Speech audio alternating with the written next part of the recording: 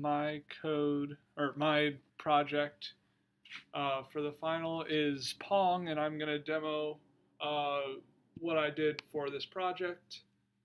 And so this is all the code for it, and it's divided into three kind of really simple areas. The first is this function Pong up here, and that really is the runner or the driver of the program, and that basically is like the initial caller of all of the methods that are further down in the file. It initially calls this init simulation state and initialize display, and those kind of do what they sound like. This initializes the state of our game. Basically, it gives all of the paddles their values, and then it basically assigns each player their score, and then it also assigns each paddle a color for what level they're on. I'll go more in depth about that later. And then it initializes the display by basically creating the graph or plot that you'll end up playing the game on. And then in the while loop right here, basically you have this variable done, which is updated by this update simulation state, which kind of does what it says. It's similar to the init simulation state, except it's updating it based on previous variables and facts. And then this update display method basically updates what you see on the screen so you can basically control your game. And then it draws the graph for you. So I'll run the program for you just quickly to kind of let you see what's going on. So here you have like the very simple game of Pong, and the ball right here was given an initial random velocity from the origin. I'm going to just let it go. Actually, I'll hit it once. So you see like the paddles work fine. I'm going to restart it just because of that velocity. Oh wow, okay.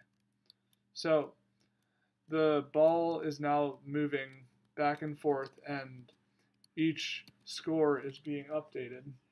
And as you saw right there, the red paddle wasn't there. It was initially a blue paddle, and that's signified by a certain number of points. I had set it so that if I had gotten more than 1 point, it changed to red, and then later it changes to, I think it's brown, and then yellow. Here, I'll let you kind of see how that changes. Yeah, no, it changed to green and then to yellow. Okay, awesome. So that code for like kind of updating the ball or updating the paddle basically is right here, which shows that which basically sets a variable for each paddle to blue, so that when you basically score a point, and I'll go down to that code. Let me find it. Oh, right here. So this is like the score checker to see if I need to change the paddle color for the right paddle and the paddle color for the left paddle, basically depending on whether or not they scored a point. So that's, and like I can, if I change this to 30 and this to 20 and this to 10, it basically is dependent on how many points I have up here. And that is the demo of Pong.